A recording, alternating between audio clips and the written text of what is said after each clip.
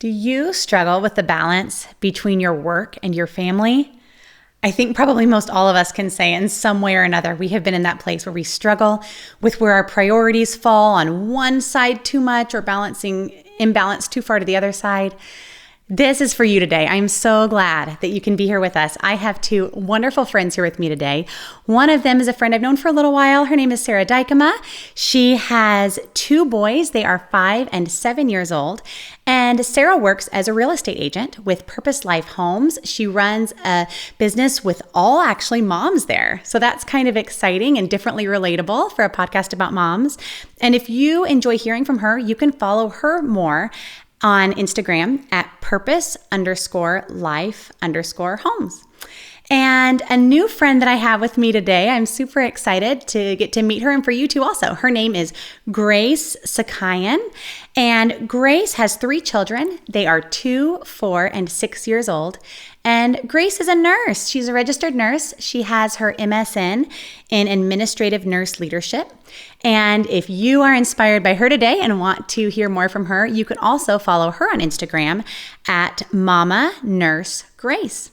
So if you are a mom who works, whether it be full-time or part-time or in ministry, even those of us who work in ministry, that is work. That is work God has called you to.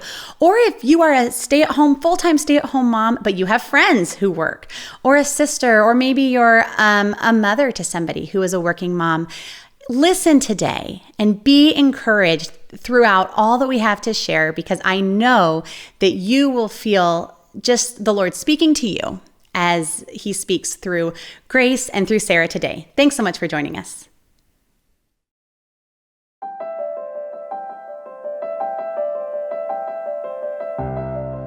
Hi, friends. Welcome to the Seek Holy Living podcast with Christa, Svoboda. I am a wife to my wonderful husband, mom to my 5 precious children, and a friend to some amazing moms that I can't wait to introduce to you. Mothering is not a journey meant to be traveled alone. Join me every Monday for a new podcast where you will find hope, joy, and purpose.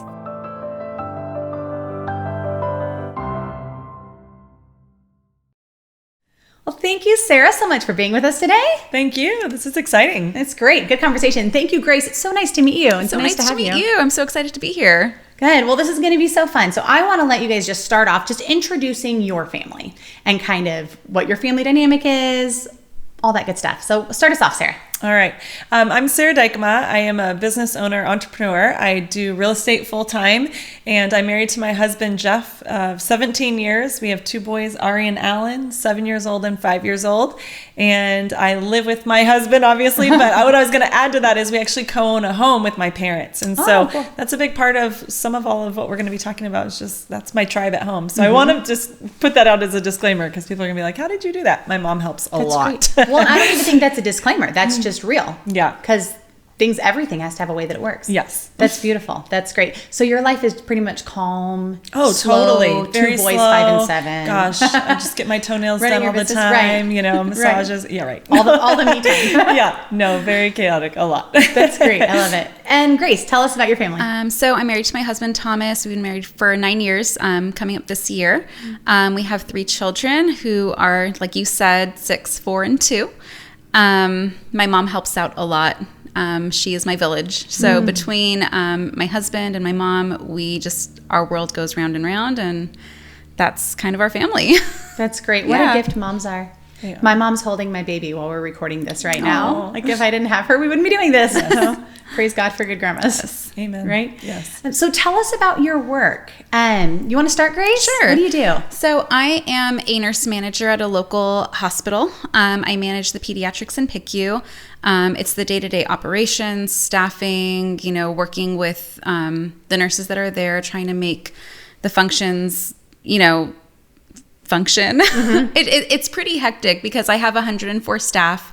Wow. And so trying to make sure that, they show up on time, they're scheduled to work, the budgeting, the finances, making sure that we have everything that we need to make a safe environment, continually providing education, teaching, working with my colleagues to just make us a healthy, safe, and very happy nursing environment within my 2 departments. So That's beautiful. So it's a handful. And have you always been in the administrative side, or were I you have a nurse for a not. while? So I've been in this position for about 2.5 years, but I've been a nurse for 10.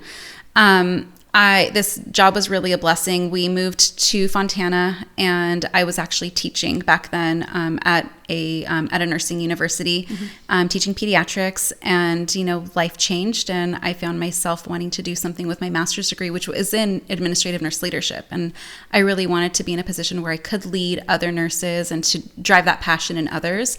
And this job literally fell in my lap, and I wasn't even looking for it. So it was such a blessing. That's wonderful. Yeah. I feel like when those kinds of things happen too, that's so affirming that it's God's leading you into a place. Yes. And his provision of, I'm going to open this door, and this is going to serve you, and you're going to serve here, and it's going to serve your family. That's beautiful. Sarah, tell us about your work. Yeah. So I'm glad you mentioned ministry. I was the director of children's ministry at a church in Southern California, where I live now, where we all live now.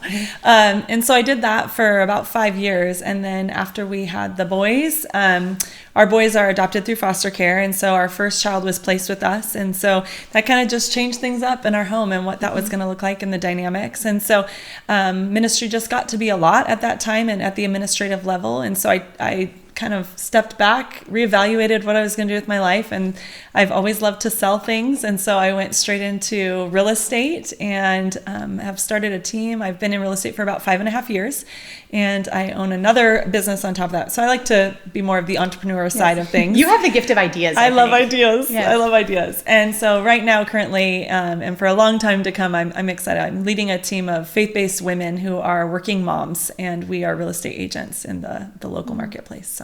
Yeah. Wow, that's really exciting. So, and that's neat to hear how God even shifted your direction when your children came, because I think sometimes there's this idea that we should just be able to keep doing all the things we were doing in the same way, and then our children come and they'll fit right into that mold and just fit into a groove, and life just keeps going. And it doesn't work like that. Things have to shift and change sometimes. Yeah, for sure. That's beautiful. So tell me, I feel like behind every major mission or major job or even life, it kind of goes back to what is your why. So have you narrowed that down in your life? What is your why for why you're doing the things you're doing, how you keep it prioritized and balanced? Because I think even in businesses, when we come back to the why, we can realize, oh, we've actually become imbalanced in this in some way or another. So Grace, why don't you start us off? Well, my why for nursing and my why for being a manager is I have such a passion and love for caring for children and making sure that they're healthy and that they have what they need to, go out in the world and be as normal as possible. And I want to be able to, transform that passion into other nurses so that they feel the same way. And if we're all on the same page, we all love to care for children and have a drive for, education and all of that, we're all going to be one big happy family of, great nurses, leading these children. But my why in general is I love to have a purpose where I'm doing something for the good. And I think as a nurse, there's so much servant leadership involved in that. You give so much of yourself. And I think it also sets a good example for my kids to know that I'm helping to care for other people. I'm leaving my house, and while I'm not doing direct patient care, I'm helping other children, but that means making the sacrifice of leaving my home. Inspiring people and speaking life into people, that's probably a lot of who you are as a mom too. That you do the same thing, speaking life and inspiring your kids and, growing them, and probably the same things that make you a really good nurse and really good teacher also are what make you a really good mom. I hope so. That's really neat. What about you, Sarah? What do you feel like is your why? Yeah, I think for me, why has definitely kind of developed over time as I've felt this new calling put on me from God and starting to serve in this area of sales and real estate and business ownership. We were 2 weeks into me getting my license when our second little boy, Alan, joined our family through foster care, totally unexpected. And so here I went into this new career field and with my new license, and I had a newborn on my doorstep. And so I really, at that point, point realized how much of this business was going to be having to be made and developed and created around the values in my life I wanted to protect. And so as I embarked in this career field, I had to be done with work at like 1, 2, 3 o'clock in a field that tells you to be there until 9 o'clock, till you get an appointment, grind, hustle, hustle, hustle. And I couldn't do it. I couldn't build a business off, the traditional methods that were being taught to me in that field.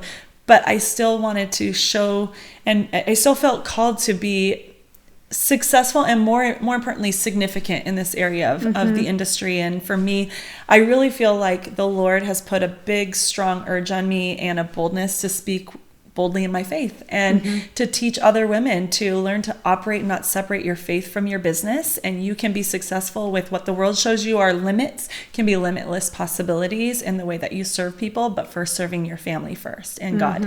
So that's my why, is being able to go out and, along with giving, the best service to my clients, also working with women, encouraging them out of their homes that you too can do this, but don't do it at the sacrifice of the people that are most important to you. So how do you do that? How do you guard the priorities of your home while not sacrificing, doing your work well?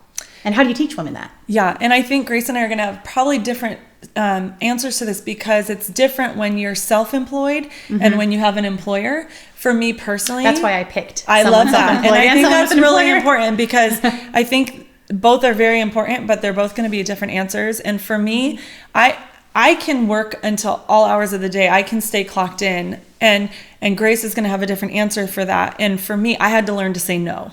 I had to learn to say no early on in my career to the things that might be the shiny penny or might be the golden opportunity. And I had to say, you know what, if I say yes to that, I'm saying no to this thing at home or this situation or my family. And so it was really applying the best yes in my life and knowing my why, and knowing, it's okay if that, if I miss that opportunity, because right now that opportunity comes with an expense of sacrificing this. So for me, I had to learn how to say no, because I could be working at 3 a.m. I'm sure you could too, Grace, but no, I couldn't check out. I couldn't, I'm in a field where there's no clock.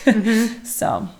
Especially with this role, I went from having more flexibility in my schedule to this job where, I'll tell you, in my interview, I had to ask about life balance, because if you look on the job requirements, it says Monday through Friday, 7 a.m. to 4 p.m., comma, Saturday and Sunday, comma, weekends, comma, holiday, comma, 24/7. I said, when am I going to spend time with my family? And the blessing in all this is that I have a director who is also a mom who understands, but it is so hard to turn off my phone. They gave me a phone my first week of work. You got to keep this on 24/7. I get phone calls at 11, 12, 3 in the morning. And sometimes I have to go into work at 3 in the morning when I just got off work, maybe at 7 p.m. that night. So it is so demanding, and it's difficult to say no, but I was still able to manage to create boundaries so that when I'm at work, I do as much work as possible. When I get home, I really try to keep the phone away. But I am still learning, Grace, you have to put the phone down. You have to let it sit down, go have dinner with your family. But that no it's really difficult some days. So it's still a work in progress for me, but I can understand the difference between, being self-employed and, having a position where there is such a demand. Yeah. I love what you just said about kind of the phone, and that the phone can rob us of a lot of things. One of the things that probably every single mom needs to hear that. Let's just hear that one more time. The phone can rob us of everything. It's true. We can miss the best. Like, I'm going to miss the best of what I'm doing because I'm making sure that I'm available in case someone needs me. Yeah. But wait a minute, you are really precious. Yeah. I think proactive communication is huge. I think if we can stay as much out of reactive, actions and behaviors of having to clean up or react to something we could have proactively communicated, you said the word boundaries. I think things like setting for me, it's making sure my voicemail says something that kind of states who I am and my why and my values and my boundaries. Like, if you're calling between the hours of 5 and 7, I won't pick up the phone. And so they're not led to the lack of communication equals utter chaos. I live by that. And so if you're going to lack communicating that, then you can just expect people to make up their own stories, which will be negatively against you.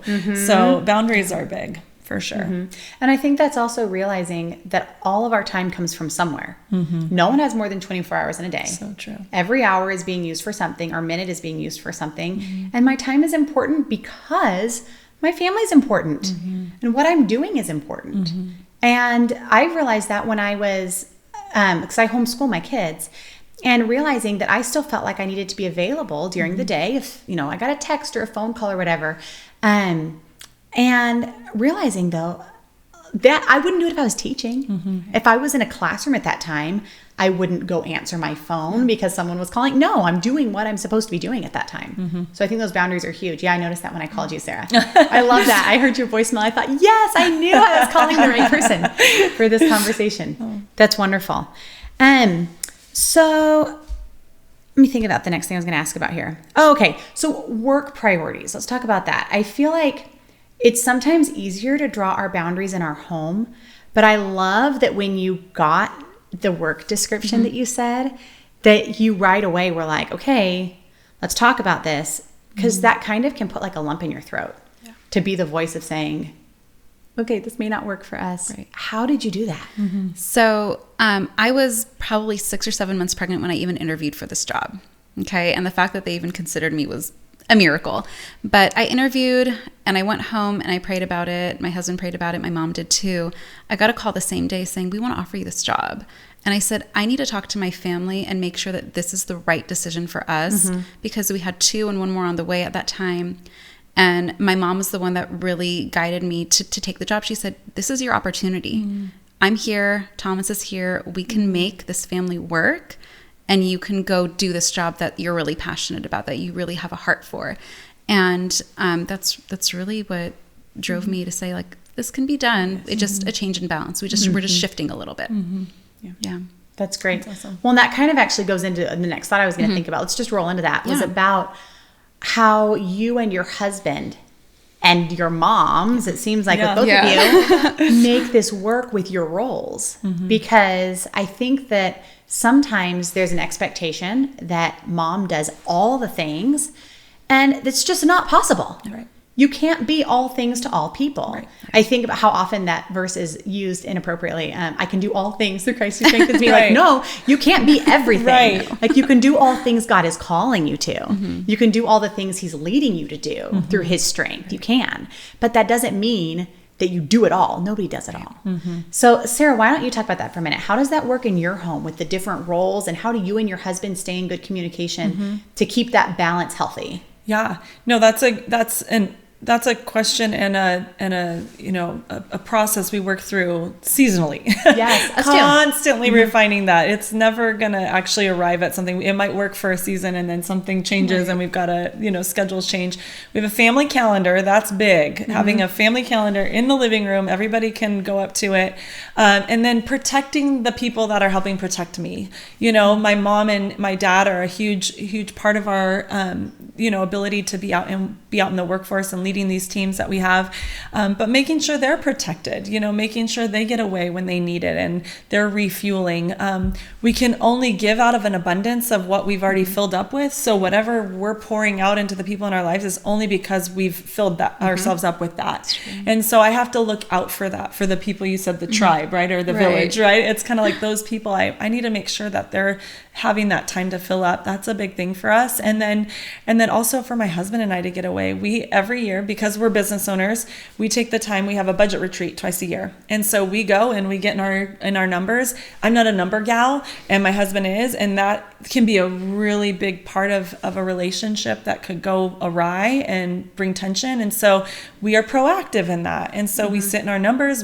That's where we like to dream and we think big, but we also get real serious about where we're at. And so just keeping things, keeping the communication alive and being honest with each other. Like, it's too much. I've had my family say too much, you're gone, or, so it's like, okay, it's humbling. It's a big humble pill. Okay, so then from the business owner team with your husband perspective, I just asked about that because that's something, even when we started this podcast and this ministry to moms, we're both big dreamers and we'll get excited and want to talk about it. And there has to be a place where it's like, okay, cut the conversation about seek holy living because our kids are ready to have dinner and talk about their day. So how do you and your husband balance that? Yeah, as far as or keep those boundaries of like, okay, always it's not time to talk about our business right now. Yeah. No, that is a good, because I could talk about it all the time because I love new ideas and I love creating and I love being a part of that momentum. And I think for us at dinner time, we've created, my goal is always to be around the dinner table. Unless I'm at one appointment a week, I give my evenings away once a week, to one night a week. I'm sorry. So we have that kind of scheduled in, but we make sure we are always around that dinner table, and we have a series of questions we walk through with our boys. So it's kind of it's about them at that moment and our family. So we don't have those conversations at the dinner table. And then, we have quality time and we talk about it, and he probably gets so sick of hearing about all my ideas. It's like the famous thing before bed. Hey babe, guess what? I have an idea. He's like, go to sleep. That's the idea. That's great. So good. I don't know if that's helpful. No, that's great. Yeah. And Grace, what about? So Thomas works full time as well. And pre-COVID, everything was so different. Like this new season is just so radically interesting. But before COVID, he's working full time. Whoever gets home first, that's the person that starts dinner. That's the person that gets, the evening going. And similar to your family, once we're home, we spend time with the kids. It's all about how are you? What did you do with your day? What went well? What went wrong? How can we do it better? And looking forward to the next day. So once we're at the dinner table, there's no talk about work. There's no talk about us as mom and dad. But once the kids are off to bed, we get to have that opportunity to just debrief and talk together. With COVID in the picture, Thomas has been working from home since last March. So he's working full time from home, wrangling 3 kids, whether it's virtual school or homeschooling the 2 littles. And now we found a new rhythm. So every night we have a different theme for dinner, or we have a different thing that we do that the kids look forward to. And so we have a new set of structure. And that structure is so helpful because when we get home, or when I get home, I know, hey, it's Monday night, we're going to do this. Hey, it's Thursday night, we're going to go get ice cream. And so there's this anticipation for the week, and it just helps to keep things interesting. And to allow for that balance of, okay, Thomas is going to do this today. I'm going to do this tonight. If he's doing baths, I'm cleaning the house. And so once the kids are settled in, they have their needs met. We can decompress, have our cup of tea, watch, one episode of something, and we go to bed. Yeah. So it's nice to have that rhythm and that structure. Yes. Well, I like that you called it a rhythm too. Yeah. I feel like that's a really healthy thing to know. Here's what I can expect, and here's what you can expect, and here's what the kids can expect. And all of that. It just gives everyone different peace. Oh, that's beautiful. And I think this time of COVID has been interesting. I think for a lot of moms, I've heard of many different moms who have a new freedom now because of COVID with their work. Because I think that a lot of the workforce has realized that kids have taken a different priority in homes than they did before. Because there's this expectation before COVID that you should be able to give your kids to someone. Someone can take your kids. But it hasn't been that way during this season. And I think that it's going to be a really beautiful thing. And I think that it's going to give moms a platform differently to be able to say, okay, like this is when I have my kids. And so here's what I can offer. And I think employers are much more likely to be gracious about it and sympathetic now, whereas before it would have just been, well, it's, my way or the highway. So I think God may use that in an interesting way. Okay, how do you guys fight against, or maybe use discernment is a better word. How do you discern between mom guilt of feeling like I should have been here for something versus conviction of maybe things are out of balance right now? How do you do the two? Sarah, what about you? Oh, me first. Well, you help other moms with it, so I feel like you should have the answer. Again, going back to the idea that I am all about build off of the values you want to protect. Read what's after the commas. I love that. I feel like that should be like your book or something, like get rid of the commas, no more commas. It's those things, those added things that the world puts pressure on our shoulders to say yes to when really we shouldn't be, and not giving in to the worldly pressure, and keep your blinders on, stay in your lane. And so for me, it's really going back to setting that into a structure that's going to help me feel good and fulfilled in that, and make sure I'm making up for that ahead of time. So in other words, if I have to miss something, I better have been at 10 other things prior to that. Right. So for me, I can justify that. So for me, I take my boys every week there's 2 nights they go to gymnastics. I'm there. That rarely do I ever ask anybody to take them. That's my time with them. My boys are real into reptiles, so we go buy bugs together. That's real cool and fun. But we do that. And we have these things together that are already within the structure of my coming home, Friday night's pizza night. So there is that structure. I think that's a really good thing, that you have to, when you're working out of the home and you're really working on keeping the balance in balance. The balance should always be, you should have way more in the family plate than anything outside of that. You can't replace yourself at home. You can always replace yourself outside of home. So if anything's out of balance in that regard for me, I better start investing in finding people to replace me outside of the home, because I can't be replaced in the home. So I've got to make up for that. So if I feel that out of whack, then I start finding the help I need outside of the home, not always inside. So that's wonderful. That's great. And what about you, Grace? How about like that mom guilt versus conviction? Like, where do you find that balance or discernment? Well, with the mom guilt, I think the mom guilt's always there, because, I leave for work and the kids are sleeping, and I get home and thankfully they're awake. But every now and again, I have to work weekends. So the times that I work weekends, I'll FaceTime with the kids while I'm at work. And my daughter has said to me twice, "Mommy, is that your house?" Oh. And it breaks my heart. And that's where my mom guilt really comes from. But if it comes to going to, events, assemblies, an awards ceremony, whatever it is, I have the blessing of having someone that can cross cover for me so that I can be there for those important events. Even if it means, hey, I have to leave the hospital for 3 hours, I'll be back. Or, I have to go to a doctor's appointment. Whatever it is that I can do for my kids, I have had the blessing of saying, I can have someone help me out. If I absolutely cannot, that's where my husband or my mom would step in to, go to that event. But as far as, pizza night, we do Fridays as well. Monday nights have transformed into mama date night. So I'll grab one of the kids and we'll go and have that one-on-one time so that they don't feel like they're lacking. So when I am home, I'm 100% mom, except for, when the phone rings, but I'm 100% mom, so that I eliminate that mom guilt. And I can discern between, this is my time with my children. I'm titled as a mother now. I'm not a nurse manager. And so just being able to separate those things. And I was listening to one of your podcasts where you're referred to as, men are like waffles and women are like spaghetti. I'm trying to be a waffle when it comes to work and life, because I can't let the two mix, or else my kids are going to notice and I'm going to miss those important things. Well, and that's beautiful seeing how you guys have differently been able to work that out in your homes, that yours, it works because you keep it totally separate and in separate places, and you're running this with your husband. And I think so yours is more in your home in some ways. It touches more. Sure.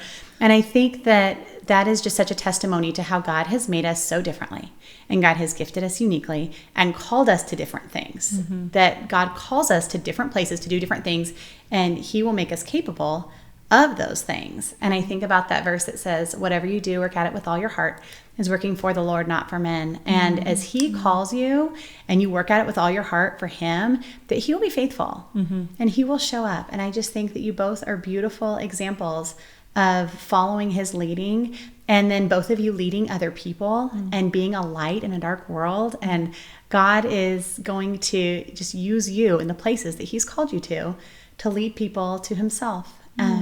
And in your home, and is using your family to do that as well. So thank you so much both for being here today. This has just been fantastic. And I know it's going to just give a new just passion and encouragement to so many moms. So thank you so much. Thank you. I love how creative our God is as the creator, and how he has made each of our hearts different and each of our families different. We all have different puzzles that we are building with the different pieces that God has given us, whether it be our children or our husbands or our jobs, our moms, whatever it is. It's going to look different in every family. And one of the things that my husband and I have done early on in our marriage is we came up with a family mission, that we said, this is our mission as a family. And when there have been different job opportunities, I've worked different part-time jobs along the way in multiple places, in the church and out of the church. And he's had many different jobs as working in law enforcement in different places. And every time we're in a different place, our home looks different. It's a different piece to our puzzle. And whenever we've picked different ones, we've always come back to our mission and said, how is this fulfilling the mission that we believe God has called us to? and been very intentional about that. And if the new area in our life is one that is supporting that mission and God is opening the door, like Grace shared about with that new job opportunity that God gave her, and even how God shifted the Dykema's family and moving them into this real estate business now and entrepreneurs, that was a yes, because it was a new piece to their puzzle that God was giving them.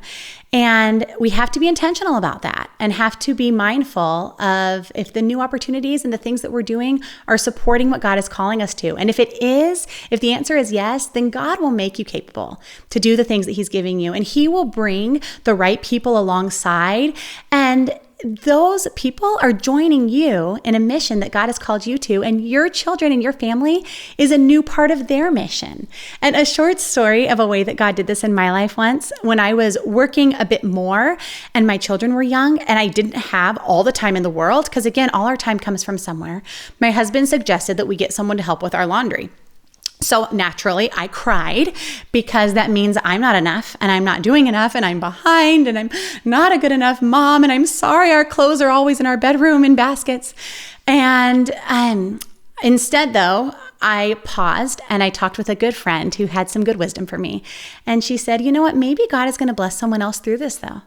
And maybe God has someone else to serve your family in this way at this time. And what if you don't think that you have to do everything? Because you have other people help you with other jobs. You don't harvest all your own food. Why do you think you have to be the one to fold your own clothes? And I said, oh, okay. So I prayed about it and the name came to mind. And it was somebody from church. And I thought, okay, this is so weird. How do I go ask this person from church, would you like to help with my laundry? But I felt like God was leading me to do it. So I struck up a conversation. And then when I asked, she said, yes, I have been praying that God would give me some work that I could do on my own schedule. And I thought, oh my goodness, I'm so thankful that I was willing to say yes. And my children got to love into this young lady and she got to love into them. And it was a blessing to me to have her in our home. And so I would just encourage you, if there's an area that you're feeling like maybe this is imbalanced, pray about it. And God will show you what piece is going to fill that piece to your puzzle. And He will just continue to be at work in the masterpiece that He has created in you and created in your home. Thank you for joining us today. Be sure to subscribe wherever you listen to podcasts so you don't miss any of our weekly conversations. And check out our show notes below, where I have links to the resources mentioned on the podcast. I release a new podcast every Monday and additional content at seekholyliving.com, including a video of this conversation and a deeper dive into all things mom. Also, be sure to follow me on Instagram and Facebook at Seek Holy Living for more fun and conversation. If this was an encouragement to you, please share it with your friends. And join us next time as we talk about healthy choices for you and your family.